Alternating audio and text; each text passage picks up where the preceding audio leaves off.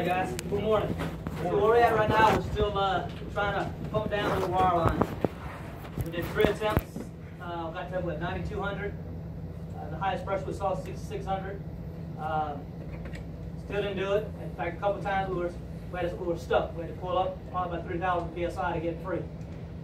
Came to the surface, got the guys to do another pump down, another flush, and they pumped 538 barrels at about 5,100 psi, 51 rate, 51 barrels a minute, and then supposedly the line was on as well. Figured, hey, we might have some obstruction, but they should have cleared it. Pumped down, looked good. Got down to that 13. Well, while we were pumping down, probably about 350 feet a minute. Slowed down to 97 feet a minute. Just gradually slowing down to the same freaking spot. So now I talked to Kristen. What we're going to do is, and my option was, what are we going to do? So I say, come back to surface. I told him that earlier. And what we're going to do is pressure test that lubricator to 9,500, the max. And then after we do that, have these guys, or before, we'll have these guys do another flush, put something down there to help them with viscosity. And then when they're done that, while we're pumping down, we'll add viscosity with the pump to see if that kind of help us with our pressure. And if that doesn't work, I'll call it back. More than likely, we'll set the plug right there, and it may be another hole that's discovered, and then we'll continue on. But we're 800 feet short of our desired depth. But that's where we're at. That's where we've been fighting since 1 o'clock in the morning. Going down there, whole run and then back up and just eating up time. But so anyway, that's where we're at now. So with that being said, where we at, Shane? Yeah, I mean, he pretty much had the situation covered. We're ready to service on our side. So just remember, we'll be getting a cold swab. Make sure we find out any issues they had during that pump down as far as our equipment, and get a good handoff. Williamsport will be our primary hospital. Lock Haven will be our Band-Aid station if anything minor, first aid. Go back to the end of the Lease Road, make a right, get back on 287, take 287 to 220, left on 220, follow it out till you come into Williamsport. Coming to Williamsport, it's about the second exit. On your right, be blue hospital sign, can't miss it. Anything should happen, we got our emergency vehicle out here. Any vehicle BJ on it, you're more than welcome to. Get somebody to the hospital, we'll figure it out later. We do have GPS coordinates for life flight if anything more serious happens. Guys, like I said yesterday with this mixed operation, keep on your toes, make sure we do a roll call before we start, that way everybody's on board with what we're doing. Always assume there's pressure on the line. Never, just because you don't hear something running doesn't mean there's not pressure out there. We could be holding stagnant 9,000 waiting for wireline or Brian to make a decision. So just because the trucks go down, don't assume you can rush in there. I always get with my line bosses, make sure that it's clear. If you can't get with them, you don't see them, come over to the van. We've got a pressure reading right there. We can tell you whether it's clear, and get with somebody on the radio. Stop work authority, guys. I say it every day, but just when you're walking around pad, just keep your head on a swivel. You might see, sand pouring out of a hose. You might see acid dripping out of the acid tank. You never know what you might see on our side or your side. You might see a snake lane somewhere where it's not supposed to be, somebody could possibly get bit. Stop work authority, like Brian said yesterday, is not just about stopping the job. It's not about shutting everything down. It's small things that you see in your area that you can change, that you can stop somebody from doing something stupid. You see somebody knocking on something that might be pressurized. Hey, they may not know. Stop them, let them know what's going on. They'll tell you, oh, well, I know there's no pressure on it, okay. And then you can educate yourself and them on what they should do properly. Stop work authority isn't just for the big shit. It's also the little things around pad that can have the triangle effect where we have a major disaster. So with that said, just be your brother's keeper today. If you see anything, speak up. Get on the radio and let us know. We'll stay out of Wireline's area. Guys, we're pumping 9,000 pounds. There's a lot of tension on that line. I've seen rope sockets pull out. I've seen all kinds of shit happen. So stay away from that area. Wireline's got to react at a moment's notice. Crane, truck, any of that shit can go hairy at any time when you're doing this high pressure pump down. So stay out of that area, stay out of our area. Besides that, just have a good, safe day. All right, you do. Have you identified the primary or secondary yes, drivers? Sir. Primary muster will be right out here at the guard shack. Secondary will be the opposite corner. And remember, if any kind of high pressure release happens in the iron, go around the iron, not through it. We're not firefighters, so if we have any kind of fire, there's fire extinguishers at all our units. Use it to get out only, it's for escape purposes. And if we have any kind of emergency where you identify it, 2 sustained horn blasts will be the signal. Once you hear that, everyone get up to the muster area, five groups of 5 in your respected areas, and we'll get a head count, make sure everybody's safe. So our primary muster areas, mounted locations, secondary areas are back here, right? How about line boss? What you got? Always assume there's pressure on our lines. You guys need to get in the red zone, let me or plotter know. Get you in. If you got a hot feel, let me know. And there's a bunch of trip hazards out there. Careful how you're walking through the iron, walk through the hoses. Okay. Yeah, so a lot of pressure in there. Make sure you get clarification before clearance to get into there, right? How about your blender guy? What kind of dangers you got back there? Watch all the hoses, slip strips, and balls out of the yard, pressure. So you gotta go out 3 points of contact. That's about it. Make sure you have proper PPE to include air protection, right? What about chemical? Chem guy. Watch out for slippery conditions. We got a lot of hoses back here. Chip slips and falls. You don't fall. Don't need to be back there. Don't be back there. We wear protective PPE for certain chemicals that you guys don't have. So if you need to get back here, just see me or Nash, and we'll walk you through there. Good deal. What about FMC? All my equipment is under pressure. If you don't need to be by it, don't. I'll look to put some grease into the valves today when we get a chance. I got hydraulic hoses. If you don't need to be, don't step on them, step over them. I'm the only one authorized to operate the equipment. I'm going to accept the company man. If you have any questions, come grab me. Other than that. All right, good deal. How about Sandman?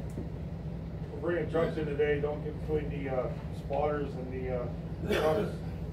Or unloading, don't be back by the silos unless you have to. If you don't have to be, make sure you get the respirator on, watch for the hoses. See any leaks, let us know. All right. How about T-Vac? I got mine up through the middle, watch it, it'll trip you. If there's any other places that needs cleaned up, get a hold of me, I'll try to get there and get it cleaned up. Good deal. All right. How about water? Yeah, just watch your slip strips and falls. Have a guy up on top of the working tanks with harness on, walking across them. We got high pressure hoses and poly line around the pad. Stay hydrated, and on our downtime we walk around picking up trash and everything. All right, good deal. Just watch those snakes, right? They had a wrangler come out here yesterday, pick up a 5-footer, and then one down at the water fountain, 357. So they're out here, guys. Be very careful. All right. About Key Rustabout. If you guys need anything moved, find me. I'll be either with Todd or up in the corner back there. All right, good deal. How about fuel? Yeah, watch out for hoses whenever we get going. This emergency shut off here on the driver's side of the cab. If that don't work, shut the key off. Be sure to let us know so we don't turn it all back on and continues. I don't even know what time we're going to have transferring today. Depends if we run or not. If needed, we'll be in great units like normal. Hey guys, you guys are doing a great job. You know, you got a lot of liquids being moved and no issues. So great job doing that. About flowback. I'm here for practice support, so the event something goes wrong with the well, we will be opening up. We'll have high pressure iron between the wellhead and the red gas busters. My iron does cross the road back there, so we'll stop all traffic through there. We'll have good communication with the company man, frac wire line. If you guys need to get unstuck, you know who to call. And we'll just have a good safe day. How about Kazan? All right, guys. So when we do get back in there and the wireline gets off, we'll press the test door normal 98 and we'll try to get a power flush on this again. please verify that the brine is open, both on the tanks and the blender. The brine, I know it's a pain in the ass, but the brine is essential with this FR to minimize pressure as much as possible. The more we minimize pressure, the higher rate we can get, the more success we can get at getting any sand or obstruction that's in the wellbore out of it. So, you know, please double verify all the valves and stuff back there. You know, if we do see a release on surface at any time, we use line boss adjustment basically. If we can manage the flush, we'll close in brine at the minimum, and we'll try to flush the well. If not, we'll get out of it, and, you know, we'll try to flush it after the fact. If that's unsuccessful, then we'll get the flow back. About it. All right, guys, so a lot of moving parts, a lot of adjustment, right? Not quite the same ebb and flow we usually have, but we're having issues. This well's a problem well. So even if we get this one resolved, maybe something else may pop up, just mess up our mindset of what's going on for operations. So we may have to do different things. She did say if we get close to about 500 feet and another 300 feet, freaking shoot it. But you know, we already lost, I don't know how many, 3,000 feet, a couple thousand feet, 9 stages. I don't know if they want to lose any more. It's just money lost. So in any case, if we get to where we are again, and for some reason it doesn't get past, we'll make a phone call, and more likely they'll say just set the plug there. Hopefully that's the end of it, right? But we don't know. This is done during Anadarko several years back. I mean, they never finished it because of the problem that they saw. So just be patient. You know, watch out for the varmints out there. I'm sure there could be more snakes. Watch his footsteps. Yeah, just at the end of this, guys. Listen, Alta provides this shack as a comfort. Okay, this is not a requirement to frack. There are plenty of locations where there's no trailer for the refrigerator, fucking air conditioning, someplace you can hang out, eat your lunch, come and take a vibe or whatever. So trash. The last 2 days, this place has been fucking trashed. All right, we're all grown men. We can pick up after ourselves. Alta provides this trailer. We can take care of it. All departments, everybody out here, we all take care of the location together. So this place does not need to be trashed. All right, at the end of the day, come in here, something's laying on the floor, pick it up, throw it in the garbage bag. Try to keep a garbage bag around here at all times. If there's not one, got from a parts trailer, I got them in the van, grab them, but put it over here and keep this place clean, guys. All right? Yeah, guys, when we get this shack, I recommended it. And I was a new guy. Out of 6 consultants, I was the one that recommended this. Hey, it's gonna cost extra money. I said, but it's worth it. It's worth it. So some of the guys want to see me fail and this not be successful. But hey, it's helpful, man. We, you know, while we're fracking, we could hear each other talk. It's freaking freezing out there. We could, you know, get out of the cold or vice versa for the heat. So you definitely want to keep it clean because it does cost money to have extra money to have this. And again, my neck was on the line because I thought it would be successful because it's been in previous operations. But with that being said, Alta management loves it because they sat down in here, had meetings, and we could actually hear each other and people could talk. So it's just keep it clean. If you see John, right, that piece of paper down there, that should be gone. Pick it up. Just same thing as you do for your vehicle, your house. Just again, we're here out here more than we are at our own homes. So just, you know, keep it with respect. For you guys that ate the gumbo, good deal.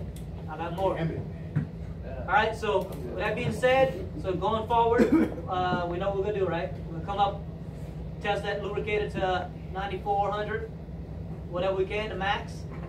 Ryan is gonna do a really good flush, and then we'll go back down with some viscosity, some type of viscosity, and try to get down there again. Any questions? Comments? All right, guys. Have a safe day. Thank you.